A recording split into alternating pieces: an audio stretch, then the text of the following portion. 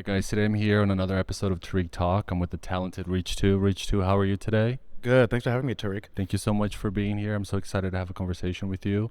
Do you want to start off by telling us your Instagram and website so everybody listening can check out your work as they listen to the Sure. episode?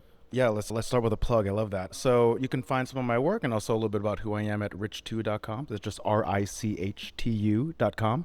And then on social, it's at rich_tu. So don't forget the little line I love between that. there. That's such a Hollywood name because it could be like a designer, an actor, like anything because it sounds so trendy. You know what I mean? Exactly. Sounds like luxury. I love it.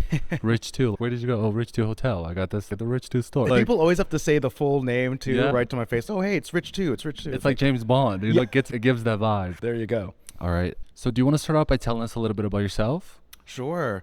So I'm an artist, designer, creative director, and also an educator as well. So for my day-to-day, I'm an executive creative director and partner at an agency called Sunday Afternoon. And we do a lot of brand identity work, marketing, advertising, a lot of creative work of like all different sorts. And also I teach at the School of Visual Arts in New York City. I teach in the BFA design program. I teach a senior thesis. It's my first year teaching senior thesis. Wow, congrats. Oh, thank you. And also I'm an artist and I do a lot of commissioned works. My most notable work lately is the poster for the FIFA World Cup for New York, New Jersey, and a few other associated projects. I have a little collaboration with the Whitney that's about to come out, as well as, a few other organizations that are all around the world of the World Cup. So it's the gift that keeps on giving right now. Oh, wow. And I have to say, shout out because you're a fellow Scorpio. Oh, Before we yes. started the episode, I saw his tattoo and I was like, oh my God, are you a Scorpio? Because you're so chill for Scorpio. I was like, wow. Oh, chill right now. No, Yeah. yeah. Same thing for you. I can say that for you too. Yes, I love that. All right, so you were raised in New Jersey. Do you want to tell us a little bit about your childhood, like growing up here and everything? Yeah, sure. So, raised in New Jersey. My parents are Filipino immigrants, and they came here in the 60s. They spent a lot of time here in America before they even met each other, really. And then they had myself, my sister, and we grew up in South Orange, New Jersey. It was a beautiful area to grow up in. I had a fairly normal upbringing, whatever the word normal means, but it was filled with a lot of creativity. My dad was an architect, and he taught me how to draw. He was the first one that actually showed me how to draw. That was like his early way of bonding with me, which is really cool. Like that architectural style of continuous line drawing. Oh, wow. And that's my earliest learning of a drawing technique, which actually I learned as an actual technique, like the skill of it, once I went to the School of Visual Arts at SVA, where now I teach. I was like, oh, actually, this all goes back, like it has a whole lineage, a proper lineage of capturing life from a continuous line. And my mother was a doctor, so I have a little bit of that left brain, right brain kind of going on. And like when I was a kid, it was, like my days and nights were filled with reading a lot of comic books, watching a lot of movies. I really dug into TV and movies and media. I just consumed all of it. I remember I would tape so many movies off of TV. I'd watch them late at night. I would rent movies like on weekends. I would stay up until 2 or 3 in the morning, just like watching like almost anything. My parents they would kind of give me free reign when it came to what I was watching. So it was kind of cool. And that kind of gave me like this creative spark and this desire to just want to represent the world in front of me in some form or fashion. So, fast forward to college, I went to Rutgers University for communication and psychology originally, and I didn't graduate with a degree in art or design, which I think was what my heart wanted at the time, even though I excelled at those things in elementary school and high school. But after that, I moved to New York City to get my master's degree at the School of Visual Arts. And that's where I studied under Marshall Arisman, who was the head, who's since passed, but who was the chairman of the illustration MFA program there. And he was incredible. He was one of those guys that had, when you see his style, it's unmistakable. He was known for doing the first cover to American Psycho by Bret Eastman Ellis, very famous cover. If you ever watched the show Freaks and Geeks, No, but I'll check it out. Yeah, it's like one season, but a great show. Early careers for a lot of young Hollywood at the time, like Seth Rogen and like all those sorts.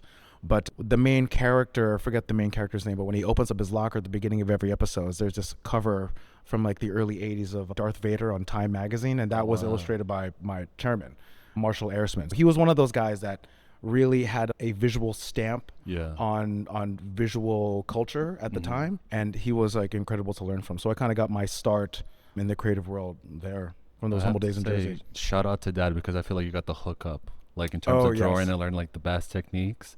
And I love that. I think like the best couples are like, especially for kids, like when they're like academic and artistic. I think that makes like the best parents, especially for you because you got like the best of both worlds. And as a kid, were you always interested in art? Like, you always want to be an artist?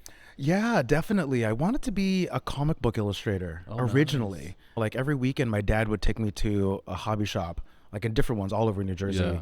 And he would collect cards. He was big into collecting cards, like baseball, basketball, football cards, what have you. And I was into comics. So I would, for hours, just be reading on the floor of a comic book shop. Wow. And then I would have my little stack when I went home, and I still read comics like here every now and then too. Like what I love is the dynamicism of the art and also sequential storytelling. Like really storytelling, that's where I got a lot of my storytelling chops. Like on how to do it in a very succinct manner in 22 pages. A lot of that translates into large advertising campaigns, believe it or not. It's funny, I did some running commercials for the brand Hoka. Oh, I love that. Yeah, and they're a great brand. And Yeah. we shot a couple of commercials in South Africa. We shot them in Iceland. And then we were storyboarding. I was working with an amazing storyboard artist. And like a lot of the skills that we pick up as sequential artists is from comics. Yeah. So it all still works today in wow. such an interesting way. And when you say you did those, were you the model and the creative director? Oh, yes. I was just a creative director on Okay. that. But from soup to nuts, working with a really talented team of strategists and designers and also other creatives where we're really trying to put together like a strategic way to create a campaign around a footwear product, Yeah. around a sneaker essentially, and that includes how it lives in the world, like the visual system that like comes along with it, and also the location of where we shoot, like South Africa or something. Oh, that's so dope. South Africa and Iceland for those projects? Yeah, You yeah. like it? Oh, I loved it. We were in Cape Town for South Africa, and oh my God, so beautiful. We were there in the summer, but it's interesting. The weather would shift. One day it would be cold. We'd be in the mountains, like Yeah. freezing in July. And then the next day, literally the next day, we'd be like in the sun, only 5 miles in Oh, another wow. area. But we were like tearing the sleeves off our shirts. We were like so hot. Yeah. And Iceland was crazy. Same weather. Weather is just wild out Yeah, there. it looked like Yeah. it. Yeah. Iceland was really interesting. But we caught it at a very wild time last summer. And it's such a small country. I always thought it was like 11, 15 hours to get there. It was like No, yeah. It's going like to me 6 hours. almost- Yeah. Yeah. It was like shorter than flying to London. it felt Were like. you there? Because when I was there, it was like daytime almost the whole day. Yes. So I kept waking up thinking I was like, what day is it? Yeah, I was yeah. like, I had the was late to blackout curtains something. in my hotel. 'Cause Like I had tours. I'd look out and I'm like, oh, it's still daylight.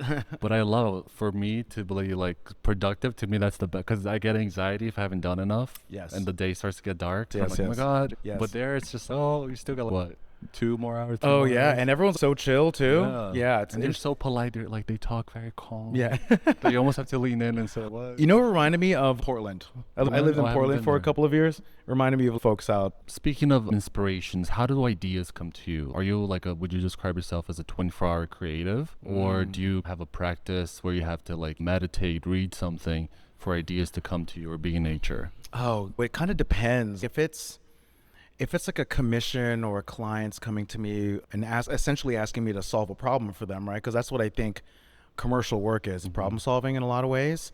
That I find it comes through conversation. I like to investigate the issue at hand, or like really talk it out. Yeah. And I really want to hear like the source of what a client is looking for. And like from there, ideas come. But then if it's for something that is like a personal project or something like that is a personal passion point, then that is like the genesis of an idea comes, and sometimes you just don't know when it's going to come. But like when it does come, then I fixate on it. Yeah. Then I fixate on it, and then that becomes the problem for me to solve, where I just start building an infrastructure around that thing I want to solve. I'll give you for instance, for a couple of years ago, I did an exhibit in Soho called Human Response, and it was an AI inspired exhibit. And when I say AI inspired, like AI was incorporated into it, but it wasn't the full thing. It was in 2023. It was around the death of my father. My father Oh, passed. I'm so sorry. Oh no, that's okay. It was an interesting time in my life. I'm still trying to understand what it's like to be an orphan.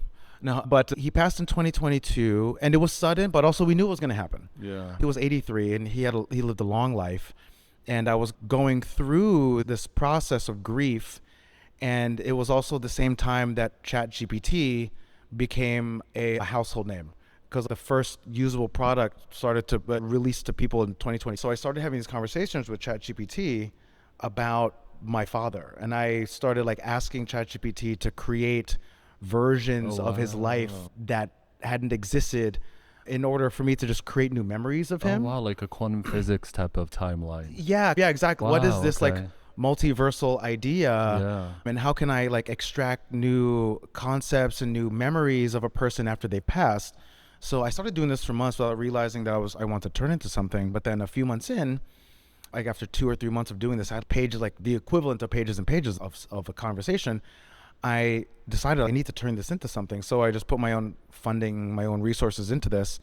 And then I turned it into a 10-minute short film, what became like what I edited down to a 10,000 word conversation. So it's very transparent that it's conversation with AI, but about my father. And then it also turned into designed works, but designed with myself and also a couple of others that I'm working with. And also augmented reality too. And so it was a short film, augmented reality. We built a whole space in Soho at this space called 368. It's I think it's a different gallery now. It's like right below Broadway, and that ran for about 6 weeks. Oh wow. Yeah, that was one of those things where I really like an earworm kind of thing in my mind. Like this concept turned it into snowballed. I wanted to turn it into a show, and then the show becomes a film plus physical works plus augmented reality. So working with creative technologists as well. And then we're trying to find the space. We're building a space. It becomes very physical. I'm basically living in this place for 72 hours before our launch.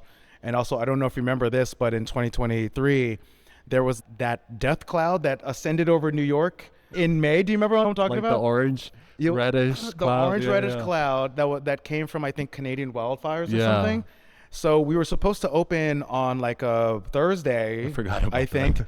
And then the death cloud was the same day that the death cloud came. So we had to move it like 24 hours or 48 wow. hours, which gave us more time because Yeah. we wanted to build the space even more. But I was like, wow, just like the way the world, the way the Works, universe yeah. works. But that was one of those instances where it was a transformative experience to problem solve on this epic scale for 10 months to 11 months, like almost a year, where working with clients like FIFA or working with a Hoka, or I just did a really great project with the WNBA. Those things take months at a time or sometimes a year at a time as well. But yeah, different problem solving mechanism.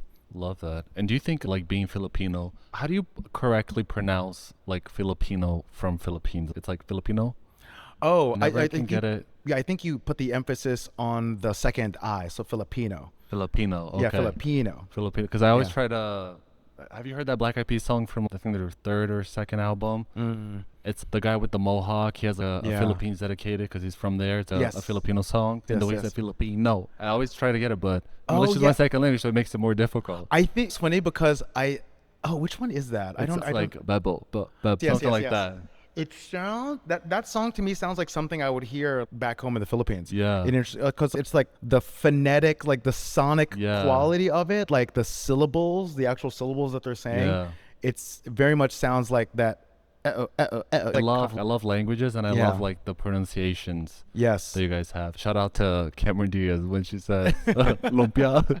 Shout out to Cameron Diaz on TikTok. I have to show you the TikTok for you to get it. There you go. Yeah, before I get out of here. But so going back to being Filipino and being raised in New Jersey, do you think that has impacted your work and your creativity in a way? Oh, absolutely. There's an energy around the Filipino community, and specifically the Filipino community in the generation that I grew up in, like the 80s and 90s and early 2000s, where a lot of Filipinos were coming to the States in that time. My parents came in that earlier wave, but then there was that second and third wave where, in the 80s and 90s, once a year I would find, there's a new auntie or a new uncle in my life or a new cousin in my life, just because they came to America. And there is large Filipino communities in Jersey City and Queens, in Manhattan, and also all around the country. I have family out in the West Coast, of course.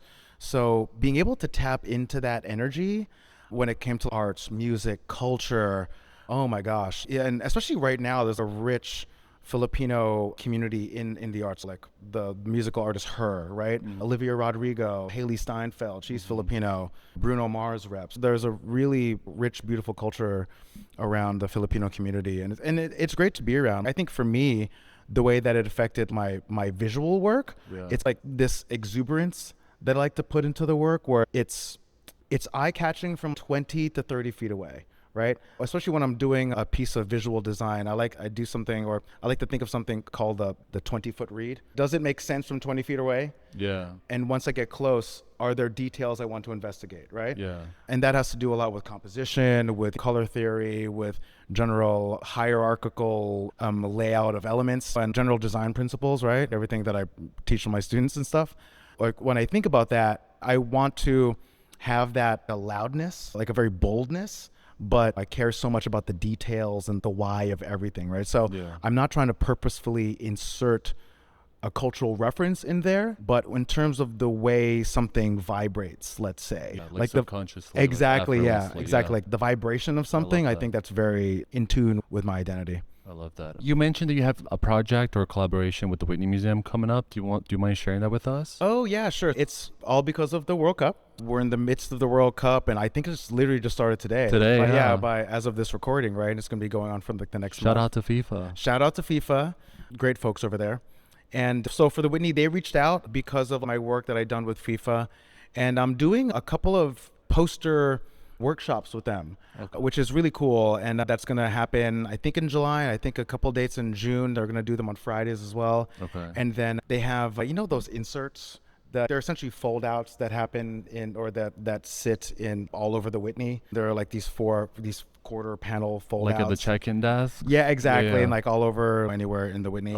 Yeah. I designed one of those, which is really cool. Which is really, it's so wild to design something, create something with the Whitney's branding on it. You know what I mean? And work with the Whitney team.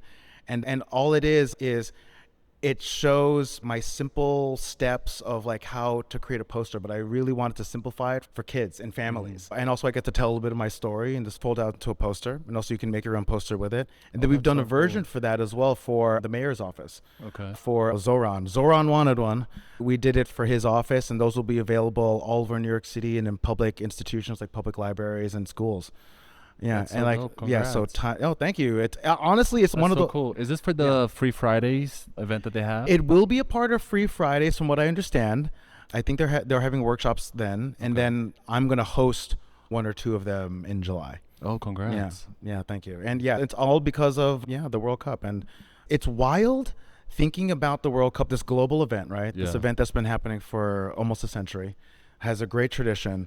And to think that you're a part of this family now, and like my relationship to soccer and my relationship to the game of global football is so different now. Or from now until the day that I die, I feel like I will always be a part of this family. Yeah. In the next 4 years, I'm going to be celebrating the World Cup just as loud as I am now. Yeah, that's so dope. Do you mind telling us, like, how did the poster come to be? Like, how was the reach out? Like, what was your emotion when you first heard it? Like, how exciting was that for you? Oh, yeah, absolutely. So the FIFA World Cup poster was a crazy experience, crazy time in my life. It first entered my world in the beginning of my now friend, Carly Gruenberg, who's part of the host committee for New York and New Jersey for FIFA. She sent me an email and asked me if I was interested in designing the poster for New York and New Jersey. And for those who don't know, the World Cup is happening in 16 cities across North America, 2 in Canada, and I think 3 in Mexico. Yeah. Yes, and the majority happening in the United States. And the finals are here in New York and New Jersey, specifically at MetLife Stadium, right? So there's a bit of weight to this area. And I remember that email came in the first week of January. I'm barely recovering from the new year. And I immediately said yes. Yeah. I'm definitely interested. And we got on a call the next day. It was the host committee, and then also the team from FIFA and from the team in Miami from FIFA.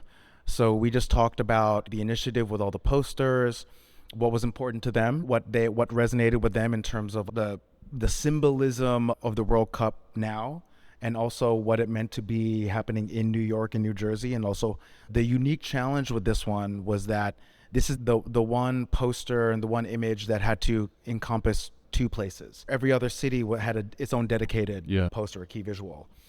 There was a lot to unpack in that conversation. So the things that I took away were the Statue of Liberty. It's a global symbol, a national symbol, and also a symbol that sits conveniently between New York and New Jersey. And between us right now. Let's realize that we're talking about. Oh, yeah. And actually, we're looking at her right there. Shout out to Lady Liberty. Exactly. Shout out to Lady Liberty.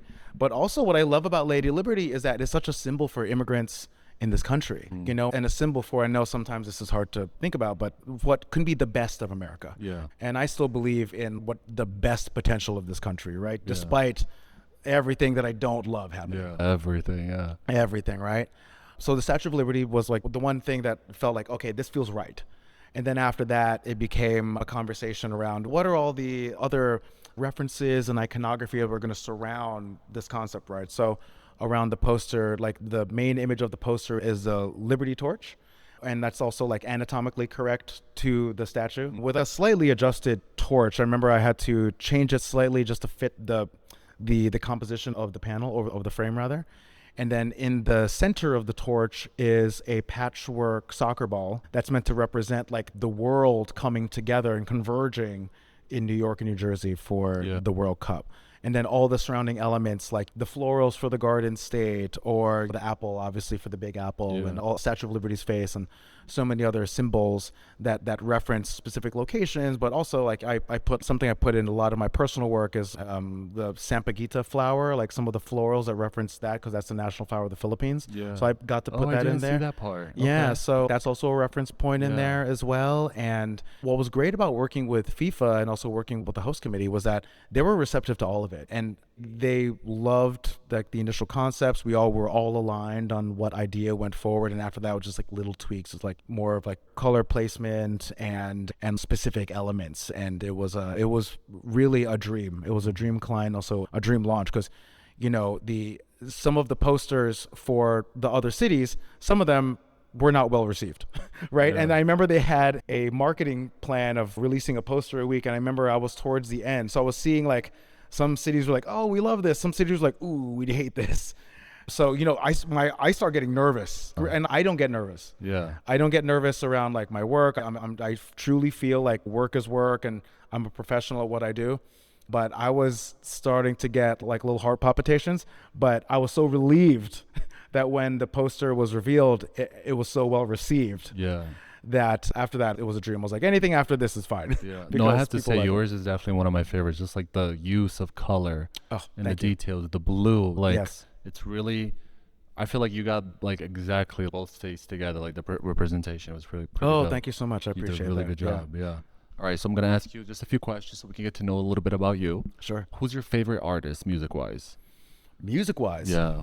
Stevie Wonder. Ooh, I love his "I Wish" song. That's my favorite. Oh, great song, yeah. Love it. Especially it's not the Stevie live Wonder, version. or Stevie Wonder. The days. And Wu-Tang.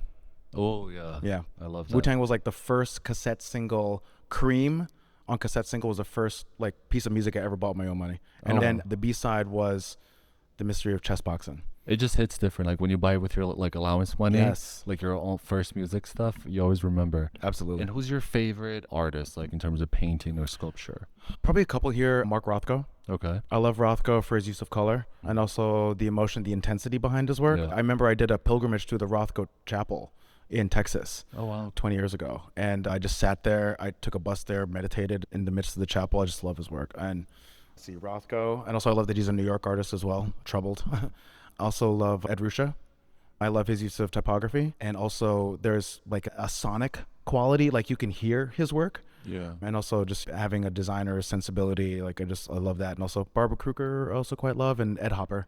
Ed Hopper, I love his work because of the malaise and the emptiness of the composition, as it speaks to a very existential quality inside of not just him and his work, but also something I see like in myself, and I think a lot of us see in ourselves. So yeah, like I truly love his work. And this might be a tough question. Favorite places? One in New Jersey, one in New York. Ooh. Can be like restaurant, museum. Oh my God. Favorite? Okay, one of my favorite places in New York, Coney Island. Coney Island? I love Coney Island. I go every summer.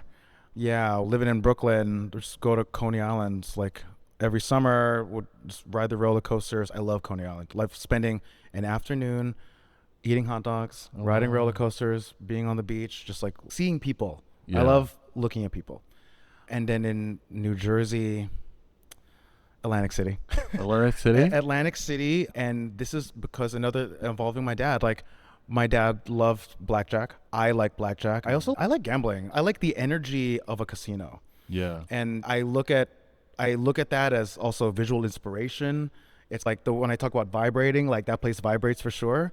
Also in the summertime, I love looking the boardwalk, and and I like sitting at a blackjack table and playing 4 or 5 hours. Oh wow. And what's one advice for young creatives that you could give? A piece of advice for young creatives: chase your passion. Chase your passion, because the things that interest you will be the things that sustain you. Whether in feast and famine, you have to be interested in it, right? Yeah. Especially in famine, when your work isn't selling, or when you're struggling to find clients, or you're struggling to just be inspired. You really need to do the things that genuinely interest you. And if that involves changing your world, or like introducing yourself to new people, I think that you have to do all those things in order to situate yourself for success. And what's one dream project, if you didn't have to worry about budget or statistics or whatever, that you could do? Right now, it would be branding the New York Knicks. Oh. Shout out to the Knicks. Shout out to Jalen Brunson. Shout out to OG Anunoby, actually, for his incredible tip-off and basically the savior of Game 4 in the NBA Finals as of this recording. But yeah, it will be something involving the Knicks. I do love the Knicks. And let's say, also, I would actually love to rebrand New Jersey. And work with Governor Mikey Sherrill on something to create New Jersey as a space for tourists and tourism. Oh, I love that. That's so dope. Okay. How does it feel for you knowing that in 20 years from now, 10 years from now, you're part of World Cup history in terms of FIFA? What do you hope for somebody like a young kid that finds your poster 20 years from now that they take away from it? Wow. I think about the favorite World Cup posters that I loved. There's a favorite World Cup poster that I have of a designer, Lance. It was for Mexico. It was in the 60s. And I just love the boldness of the branding. And I think about that poster a lot because it's eternal. When you look at it, it could work today. That's just how bold and graphic it is, and how successful the design sensibility is. So when I think about my poster, and also, I still lose my mind a little bit thinking that my poster sits on the same shelf as World Cup posters throughout time, because so many great artists have been a part of this tradition. So to be a part of the tradition alone is incredible. Yeah. But in 20 years, when Google, or the whatever we have in 20 years that replaces Google, I think Google will still probably be around. When you look up World Cup and the year, the first thing that shows up is a poster. So I hope that when people think about 2026, my poster shows up, obviously. I hope that. But also I hope that the next artist that works on the World Cup for 2030, they're looking for inspiration. I hope they look at my poster and think, wow, he did it good. Yeah. So I'm going to try to do better than that. I think you always want to do what your version is of better, do something that's more contemporary for the time. So I hope that people are drawing inspiration for it, and there's a little bit of that DNA in future iterations of the World Cup. And also I think for future artists that see my work and see the World Cup, because it is emblematic of a lot of work that I do within that same visual style. I hope they look at that and think, he did it. He really maximized his potential. Yeah, that's dope. And I have a very long question for you. Go for it. Because for me, as an artist, it's very tough for me to do like a creative day. Yeah. And then within that same day, do a mathematical logistics day. I like to split them up. So for you, like having a mom that was a doctor that you said, and a dad that was an architect, and you going to school not originally for art, how are you able to, because other people that I interview and other people that write to ask future guests, like they have a lot of trouble with balancing like the artistic brain and then the business side of the brain, and having a lot of difficulty and not being like motivated because of that. How are you able to achieve so much? Yeah. And balancing both of that? I think it's time management. I think time management is one. But I think also the doing it professionally for years part, and also working for myself for a long time of that, where you're really out there searching and hunting for work, where you have to do your own billing, if you do your own reach out, You have to find the people you want to work with. And especially in those early days, those early years, oh my gosh, I would go to Barnes and Noble and look at all the magazines with all the art directors and creative directors. Oh, that's so smart. And I would find the names and the Yeah. mastheads of these magazines that of people I want to work with. And if sometimes there were emails there too, because this is early aughts. Yeah. And I would take stock of that, take note of that, and I would just email them, and then also do my own billing, set my own scopes and stuff like Yeah. that. So if you have a mind that's an organizational ability, that helps for sure. And then when it comes to the creative part, that's when I really try to unleash. So when it's time to put the idea down or think big, that I can really think big. And then, but once you have that big thing, that organizational part is the thing that helps add the structure around it and help add the team around it, and think these are steps in theory that I can take in order to achieve that thing. Whether that's commercial production or whether that's a large project, it's really helpful to have a network of friends that also have skill sets that complement your own but aren't exactly your own. Photographers, writers, other filmmakers, Yeah. like it really takes a village for a lot of this stuff. And yeah, I know that not everyone can jump back and forth like that, but I do pride myself on having the management, and I do really well with deadlines. So I like people telling me this is the day to do something or this is the time to do something, because if not, I'll just tell myself. I feel like that's a Scorpio thing, because I'm like yes, that too. that's Like very when I much get a a Scorpio thing. deadline, ooh, the inspiration hits like 10 times Yes, harder. exactly. And I yes. take it serious. It's like the adrenaline. Yeah. It's truly that. It's 3 espressos in your body, and you're Yes. like, feel it. Yes. It's funny because I know we were talking on the way up here Yeah. in my house. I'm building a gym. And I just decided, because I had a whole lot of boxes and storage, and I moved all that stuff into another area.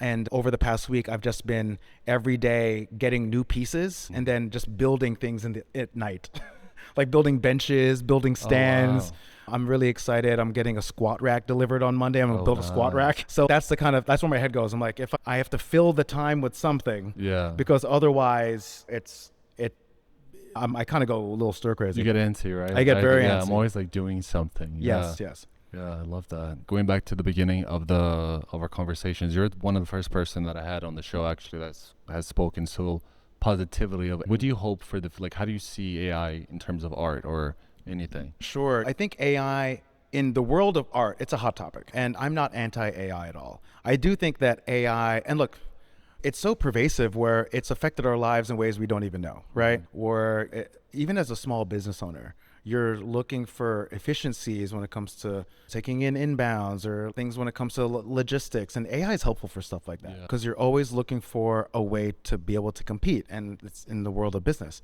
I think when it comes to art, I think you have to create your own standard for where you're willing to go, where you're not willing to go. For me, when it comes to something like the FIFA poster, or my work that is my bold, illustrative style, that I have a hard line where I don't use AI for that at all, right? Because I want to give that work as much of the craft and attention and also credibility that I spent years honing, right? So I just have a hard line on that. And I think that's helped me. And I think people appreciate that, especially some of the other artists that I talk to, and even my students, they appreciate that. But when it comes to things like, oh my gosh, like anything like created digitally or anything like in the larger creative world, I think you just have to say, like, are you willing or not willing to incorporate a tool into your world? The reality is that AI is not going to go away, and also every machine, every piece of technology, software and hardware is going to incorporate it in some form or fashion. Right. Where if it's not generative AI, where it's creating imagery or words and storytelling wholesale, it's you're at least using it it's like assistive AI, like something as simple as like in Photoshop. I don't know if you use Photoshop a lot, but in Photoshop, if you ever wanted to clip out a person in a photo, only 2 years ago you would have to clip every dot around a person. But then now there's a tool called Object Select where you can select an entire person and it clips out the entire person for you. Just click once. Saves time. So much time. So much time. That is AI. So are we saying is that there a hard line at that? That's absurd, right? So I think every individual artist, filmmaker, storyteller, I think they just have to have that honest conversation with themselves of, if not now, when? And if never, then how am I going to compete? And I think that's the real existential question. Yeah. I don't think it destroys creativity. I think it can assist creativity within reason. Yeah. I do think that the market or the people receiving creativity, so receiving art, and art in the form of any medium, right? I think we receive it differently once we know it's AI. So that's the challenge. Will AI ever create a film that the human does not recognize as AI, that feels the full emotional existential experience of that? Does it help the human experience? I think that's a precipice that may never happen, right? Yeah. And I hesitate to even say never. Yeah. But let's say it happens, then that's an interesting road that we'll have to cross. I bet within the next 5 years, there's going to be someone that does the AI rug pull on us, where they put out, here, look at this thing I did, by the way, and we all like, oh my God, we love it. By the way, it was all AI. Ha, fooled you. That's definitely going to happen at some point. Yeah, for sure. And then we're all going to have to reckon with, do we like it now or do we not like it? What's our thoughts? No, because sometimes I see these little videos on social media. Some of them are so realistic. Some of them are so realistic. But yeah. then some of them, if you use AI, you can tell by the edges and Yes, certain yes, exactly, glitches yeah. that it's AI. But I always joke with my friends. I'm like, when it's a really good AI video, I'm like, I'm getting scammed when I'm old, because this looks really, because I'm like, what? This is AI. This is so realistic. You Yeah, know? exactly. But I think as long as people tell, I think, in my opinion, I think if you're upfront and you tell people that Yeah. you use for such product, Yeah.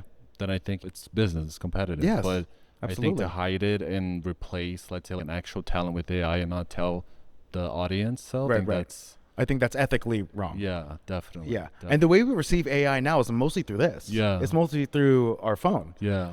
So what happens when we're receiving AI in a physical structure in front of us? Yeah. What happens then? I don't know. I'm excited for the future, for sure. Yeah, me too. Thank you so much, Rich, too, for being on my podcast. It's been such a pleasure. I'm so excited to share this conversation. Awesome. Hopefully the It's been Knicks so fun. win, right? Hopefully. Fingers crossed. Yes. And your Lady awesome Liberty. poster. Do you want to just tell us your Instagram and website one more time, please? Sure, yeah. You can find my work at rich2.com, RICHTU.com. And on social, it's at rich_TU. And then also, if you want to see the work of Sunday Afternoon, you can just go to sundayafternoon.us. And you can see all the work that the agency does. And yeah, it's a lot of good stuff. Perfect. I love that. And if somebody sees your work and they check out the poster, can they reach out for a commission or a collab? Oh, yeah, with you? absolutely. Yeah, you can just hit up my email. It's just rich2@rich2.com. Just my Perfect. name at my name. You can't forget, it's like Bond, James Yeah, Bond. but exactly, two, yeah. Rich too. I Make love it that. easy for everybody. All right, cool. So hopefully next time I see you, we'll probably be at the Whitney Yes. with your new project, or go. when the Knicks win, hopefully. By Oh, the time my this God. is- That would be the dream. Yes. Yeah, we'll do a follow-up in the streets of New York. Yes, Celebrating yes, for with sure. all the rabble. Yes, I love that. Thank you so much again. It's been a pleasure. Thank you, Tarik. This has Thank been you. awesome. Thank you for spending this time with me on Tarik Talk. If this conversation resonated with you, don't forget to subscribe and share the episode. You can follow along on social media for behind-the-scenes moments, guest highlights, and what's coming next.